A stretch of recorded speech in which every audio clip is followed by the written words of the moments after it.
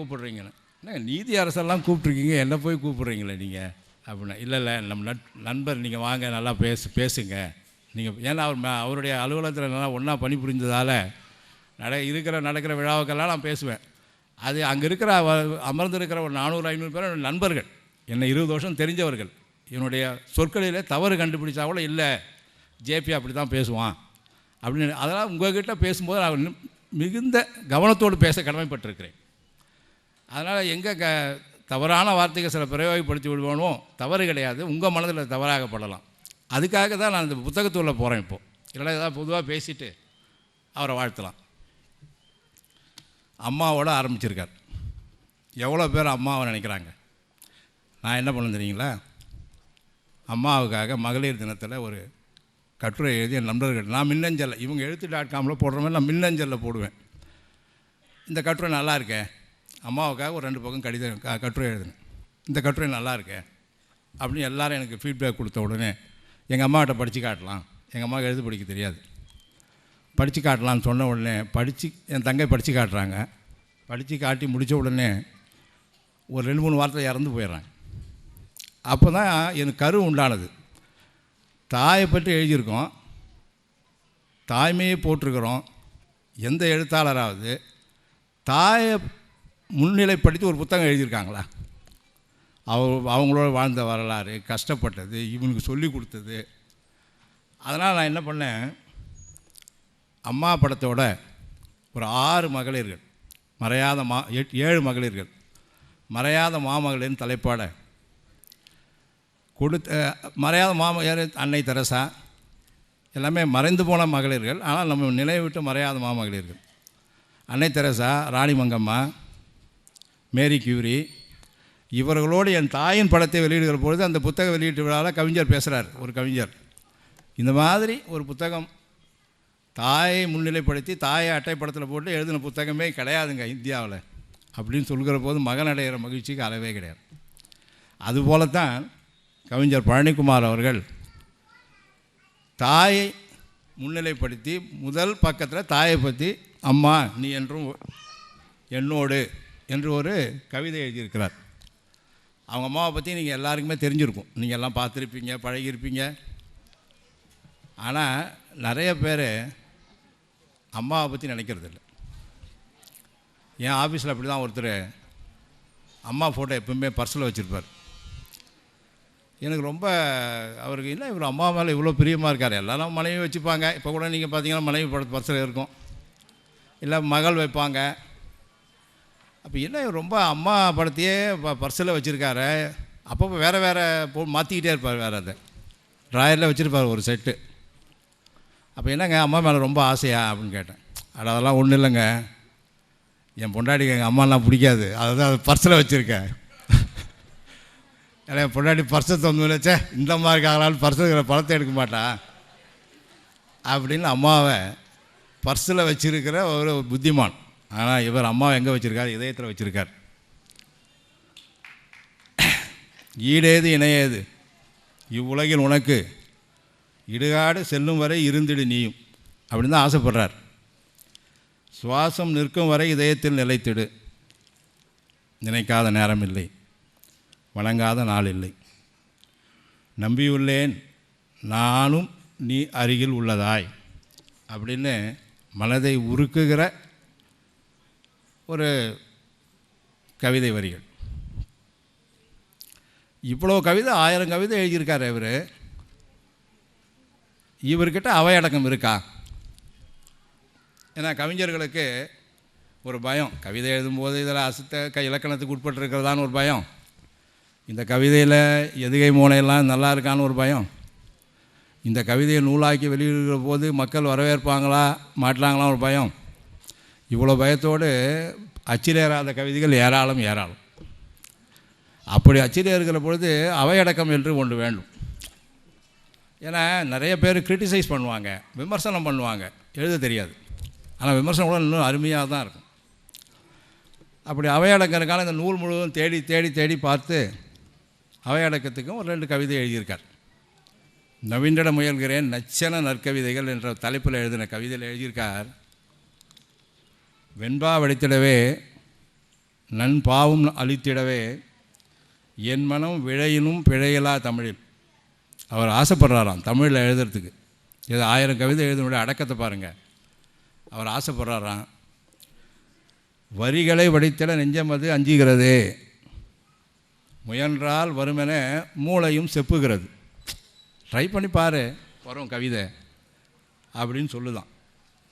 உரைநடை கவிகளும் உலகிலே உலவிடும் உலகிலே, வசனமாய் வரிகளும் வழிந்திடும் தளத்திலே, குறும்பா சின்னப்பா குறும்பா அருவிகள் குவிகிறது அகிலத்தில், வெத்துப்பா எனதெல்லாம் வெண்பா ஆகிவிடுமோ, வெத்துப்பான்றதெல்லாம் வெண்பா ஆகிவிடுமா அப்படின்னு சொல்கிற அந்த தன்னடக்கத்தில் கடைசியாக சொல்கிறார் அவர். உங்கள்கிட்டலாம் மன்னிப்பு கேட்டுக்கிறார். வாசமிகு நந்தவனத்தின் வாஞ்சமிகு நட்புகளே, பாசமிகு தோட்டத்தின் பண்புள்ள அன்பாளர்களே, நேசக்கரம் நீட்டிடும் நெஞ்சார்ந்த உறவுகளே, நவில்கிறேன் நன்றியை நானும் தொடர்கிறேன் அப்படின்னு ஒரு அவை அடக்கத்தோடு ஒரு பாடம். அதே மாதிரி ஒரு 46வது பக்கத்தில் 98வது பக்கத்தில் இன்னொரு இடத்துல அவை அடக்கத்தை பற்றி சில வரிகள் வருகுது. நிலை கண்ணாடி முன்னாடி நின்று பேசுகிறார் கவிஞர். நன்றியும் சொன்னேன் நிலை கண்ணாடிக்கு, கற்பனை கவிதை இதுதான் என்றாலும் குறையாய் பார்த்த நெஞ்சங்கள் என்னை கூனி குறுகாமல் குட்டாமல் தட்டி கொடுங்கள் அப்படிங்கிற ஒரு அடக்கம் இருக்கிறது. அடக்கம் உடையவன் தான் உயர்ந்து நிற்பான். நான் தான் நல்லா எழுதுகிறேன், நான் ஒரு புத்தகத்தை வெளியிட்டாச்சு, 14 புத்தகம் வெளியிட்டிருக்கு தான் திரையில் சொன்னாங்க. அதனால் அடக்கம் இது சாதாரணமாக கவிஞர்களுக்கு நிறைகுடம்ன்றாங்க இல்லையா, நிறைகுடம் நீர் தழும்பாதும்பாங்க. அது மாதிரி இவ்வளவு இந்த புத்தகம் தான் என்கிட்ட கொடுத்துருக்காங்க. இந்த புத்தகத்தில் ஒரு இடத்துல கூட ஒரே ஒரு வார்த்தை கூட ரிப்பீட் கிடையாது. இப்போல்லாம் என்ன பண்ணுறாங்க, இன்னொரு தப்பான்றாங்க. சினிமா பாடல் பார்த்தீங்கன்னா 4 வரி எழுதிடுறாங்க, இன்னொரு தப்பா அப்படின்னு சொல்லிவிட்டு அந்த வரியே 4 வரி பாடுறாங்க. இல்லையா ரிப்பீட்டு அப்படின்னு அதை 4 வரி பாடுறாங்க. ஏன்னா கவிஞர் கவிதை வற்றி போன இடம் அந்த இடம்லாம். ரசனையாக இருக்கணுமேனு சொல்லிட்டு இன்னொரு தப்பா ரிப்பீட்டு. ஆனால் இந்த புத்தகத்தில் கவிதை நூல் தொகுக்கப்பட்ட இது வரையில் எந்த இடத்துலையும் ரிப்பீட்டு கிடையாதுங்க. கற்பனையிலே ரிப்பீட்டு கிடையாது. அதாவது கவி சக்கரவர்த்தி கம்பர் தினமும் அவருடைய கவிதைகள் அவருடைய பாடல்கள் விமர்சனத்துக்கு உட்பட்டது போலவோ வியப்புக்கு உட்பட்டது போலவோ பட்டிமன்றங்கள் பேசப்படாத நாள் இல்லை. ஆனால் அவர் என்ன சொல்கிறார் தெரியுங்களா, அவையடக்கம். முத்தமிழ் துறையின் முறைபோகிய உத்தம கவிகட்கொண்டு உணர்த்துவன். எல்லாம் பெரிய படித்தவங்க நீங்கள்லாம். முத்தமிழ் துறையின் முறைபோகிய உத்தம கவிகள். பித்தர் சொன்னதும் பேதையர் சொன்னதும் பத்தர் சொன்னதும் பண்ண பெறுவோங்கிறார். நான் ஒரு பைத்தியக்காரன் சொல்லிட்டா எடுத்துப்பீங்களா, ஏதோ பைத்தியக்காரன் சொல்லிட்டான்னு விட்டுருங்க அப்படின்னு அவையடக்கத்தை காட்டுறார். அறையில் ஆடும் அரங்கு மடப்பிள்ளைகள் தரையில் கிரினால் தச்சரும் காய்வரோ, இறையும் ஞானம் இல்லாத என் புன்கவி முறையின் நூல் உணர்ந்தாரும் முனிவரோ.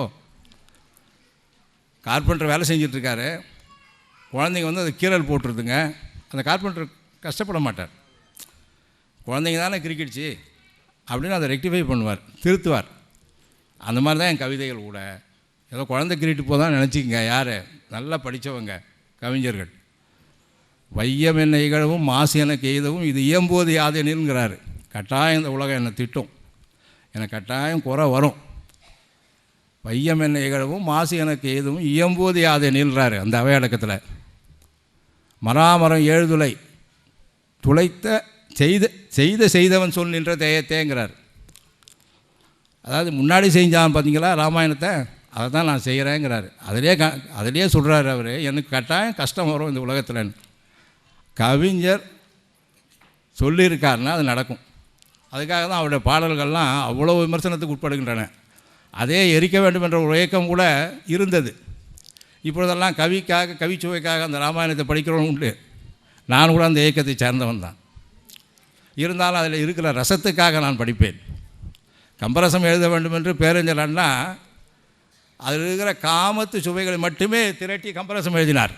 அந்த கம்பரசத்தை நான் படித்திருக்கிறேன். அந்த கம்பரசத்தை படித்த பிறகுதான் கம்பராமாயணத்தை படிக்க வேண்டும் ஆசை எனக்கு வந்தது. அதுபோல் ஒரு கம்பரிடம் இருந்த அவையடக்கம் கவிஞர் பழனிக்குமாரிடம் இருப்பது அவரை மேன்மேலும் உயர்த்தும். அவருடைய கவிதைகள் பேசும். இல்லை கைத்தட்டலாம் உட்காந்துடணுமா பேசணுமா? ஏன்னா மேடையில் 2 பழக்கம் உண்டு. ஒரே அதாவது நான் ரொம்ப நேரம் எடுத்துக்கிட்டா சொல்லலாம். ஒரே ஒரு நிமிடம். ஒருத்தர் அப்பா பையன் அப்பா கிட்ட சொல்கிறான், அப்பா என்னப்பா 1 ஏக்கரா நிலம் வச்சுருக்க, அந்த 1 ஏக்கரா நிலத்தை வச்சுருந்து இல்லைடா வேர்க்கடலை போகலாங்கிற நிலக்கடலை போட்டால் 15,000 தான் வரும். அப்படின்னா நெல் போடலாமேன்னாரு. இல்லை நெல் போட்டால் 50,000 தான் வரும். கரும்பு போடுறேன் அப்படின்னாரு. கரும்புலாம் போடாதப்பா, அது 1 லட்ச ரூபாய் மேலே தாண்டாது வருமானம். இப்போ என்ன பண்ணலான்னா பிளாட்டு போட்டுறலாம். பிளாட்டு போட்டால் 1 கோடி கிட்ட வரும். 1 கோடி கிட்ட பண்ணலாம். இந்த கம்பர் காலத்தில் கூட அந்த மாதிரி ஒரு விளைநிலங்களை பார்த்து கம்பர் ஒரு பாடல் வடிச்சிருக்கார். அதே மாதிரி ஒரு விளைநிலங்களை பார்த்து இவர் ஒரு பாடல் வடிச்சிருக்கார்.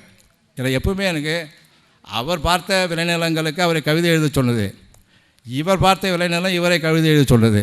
ஆனால் இவரிடம் எதிர்மறை வரிகள் எதுவுமே கிடையாது. எரிதரும் அறியும் சும்மா எடுத்து வானிட்ட போர்கள்னார்.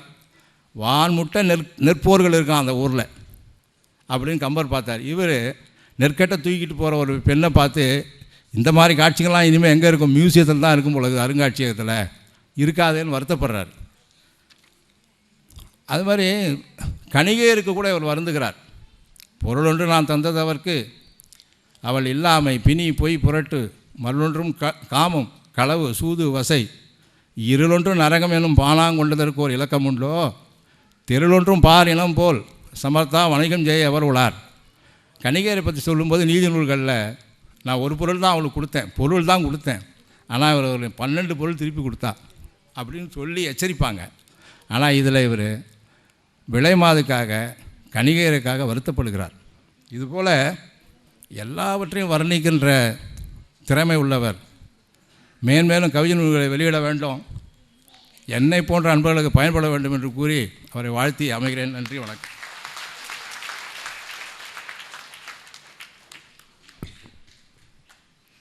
எந்த இரவுகளில் மனம் பித்து பிடித்து செத்து போகிறதோ அந்த இரவு எத்தனை முறை புரண்டு படுத்தும் தூக்கம் விழிகளை தழுவாது. விழிகள் மெல்ல மூடுகையில் வாசலில் கேட்கும் மணியோசை, அம்மா பால். எப்படி முயன்றும் வராத உறக்கம் புத்தகம் படித்து வருகிறதெனில் மிகவும் சந்தோஷம். அப்படியேனும் புத்தகம் படியுங்களேன். நன்றி எழுத்தாளர் திரு ஜெயப்பிரகாசம் அவர்களே. இப்பொழுது முன்னாள் மேயர் திரு சா கணேசன் அவர்கள் வாழ்த்தி பேசுவார்கள். நமது சொந்தமும் எழுத்தாளருமான கவிஞர் பழனிக்குமார் அவர்கள் எழுதிய உணர்வுலைகள் என்ற நூலினை வெளியிட்டு உரையாற்றிருக்கின்ற நீதியரசர் ஐயா மாண்புமிகு எஸ் ராஜேஸ்வரன் அவர்களே, இங்கே முதல் பிரதியை பெற்றுக்கொண்ட நிலைய தலைவர், பொதிகை தொலைக்காட்சி நிலையம் கோயம்புத்தூரை சார்ந்த கவிஞர் கலைமாமணி அன்பு சகோதரி ஆண்டாள் பிரியதர்ஷினி அவர்களே, இங்கே நகைச்சுவையாக பேசக்கூடிய மருத்துவர் டாக்டர் சொக்கலிங்கம் அவர்களே, எனக்கு முன்னாலே கருத்தோடு பேசியிருக்கின்ற ஐயா ஜெயப்பிரகாசம் அவர்களே, இன்னும் இங்கே அமர்ந்திருக்கின்ற பெருமக்களே, இந்த அவையிலே கூடியிருக்கின்ற அன்பு நெஞ்சங்களே, எல்லோருக்கும் வணக்கம். இங்கே நான் பழனிக்குமார் அவர்கள் எழுதி வெளியிட்டிருக்கின்ற நூலை வாங்கி போக வேண்டும் என்பதற்காகத்தான் நான் வந்தேன். ஆனால் இங்கே மேடையிலே சொன்னார்கள் வர வேண்டும் என்று. இங்கே பேசுவதற்கான தகவலை நான் படிக்கவும் இல்லை, பேச முடியாது. ஆனால் ஒரு கருத்தை மட்டும் சொல்ல விரும்புகின்றேன். ஐயா ஜெயப்பிரகாசம் அவர் 4 நூல்களை படைத்திருக்கிறார்கள், பயண நூல் உள்பட.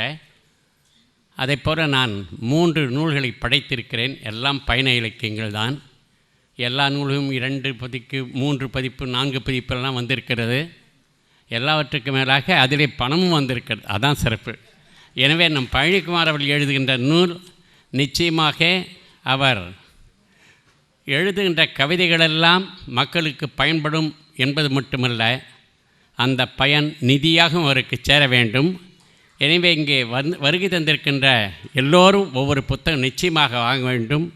நானும் ஒரு புத்தகம் வாங்கப் போகிறேன் என்று சொல்லி, மேலும் அடுத்த கூட்டம் நடைபெறுமானால் சீரிய ஒரு விமர்சனத்தை தருவேன் என்று கூறி அவரை வாழ்த்தி மேலும் பல நூல்கள் படைக்க வேண்டும் என்று வாழ்த்தி விடைபெறுகிறேன். வணக்கம், நன்றி. சுருங்க பேசி அதிகம் யோசி என்ற சொல்லுக்கு இலக்கணமாக திகழ்ந்த ஐயா அவர்களுக்கு நன்றி.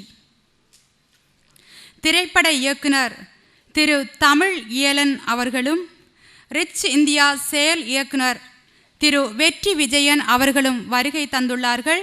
அவர்களை வாழ்த்தி வரவேற்றுக் கொள்கிறோம்.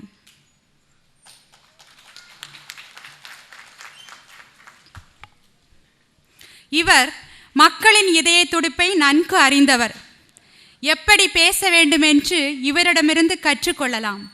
சிறந்த பேச்சாளர், மங்கையர் உலகம் மூலம் மகளிரின் இதயம் கவர்ந்தவர், பட்டியலில் அடங்கா படிப்புக்காரர், வாழத் துடிக்கும் மனிதர்களை